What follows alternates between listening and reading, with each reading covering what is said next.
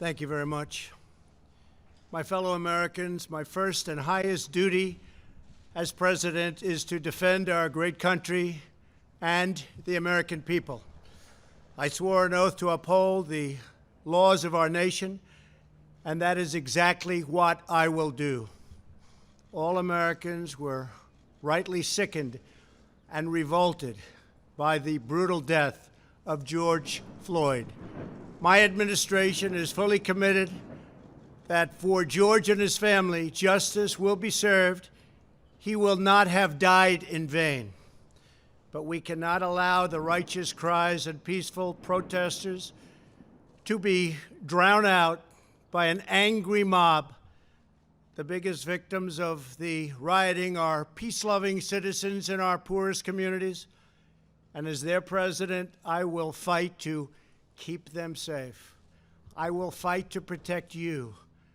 I am your president of law and order and an ally of all peaceful protesters. But in recent days, our nation has been gripped by professional anarchists, violent mobs, arsonists, looters, criminals, rioters, Antifa, and others. A number of state and local governments have failed to take necessary action to safeguard their residents. Innocent people have been savagely beaten, like the young man in Dallas, Texas, who was left dying on the street, or the woman in upstate New York viciously attacked by dangerous thugs. Small business owners have seen their dreams utterly destroyed. New York's finest have been hit in the face with bricks. Brave nurses who have battled the virus are afraid to leave their homes. A police precinct has been overrun. Here in the nation's capital, the Lincoln Memorial and the World War II Memorial have been vandalized. One of our most historic churches was set ablaze. A federal officer in California, an African-American enforcement hero, was shot and killed. These are not acts of peaceful protest. These are acts of domestic terror. The destruction of innocent life and the spilling of innocent blood is an offense to humanity and a crime against God. America needs creation, not destruction, cooperation, not contempt, security, not anarchy, healing, not hatred, justice, not chaos. This is our mission, and we will succeed. 100%, we will succeed. Our country always wins.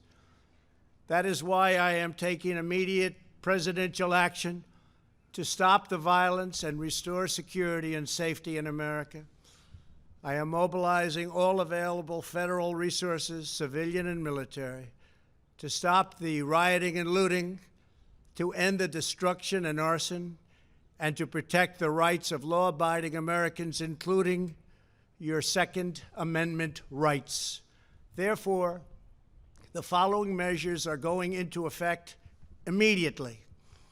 First, we are ending the riots and lawlessness that has spread throughout our country. We will end it now. Today, I have strongly recommended to every governor to deploy the National Guard in sufficient numbers that we dominate the streets. Mayors and governors must establish an overwhelming law enforcement presence until the violence has been quelled. If a city or state refuses to take the actions that are necessary to defend the life and property of their residents, then I will deploy the United States military and quickly solve the problem for them. I am also taking swift and decisive action to protect our great capital, Washington, D.C. What happened in this city last night was a total disgrace. As we speak, I am dispatching thousands and thousands of heavily armed soldiers, military personnel, and law enforcement officers to stop the rioting, looting, vandalism, assaults, and the wanton destruction of property. we are putting everybody on warning. Our 7 o'clock curfew will be strictly enforced. Those who threaten innocent life and property will be arrested, detained, and prosecuted to the fullest extent of the law. I want the organizers of this terror to be on notice that you will face severe criminal penalties and lengthy sentences in jail. This includes Antifa and others who are leading instigators of this violence. One law and order, and that is what it is. One law. We have one beautiful law.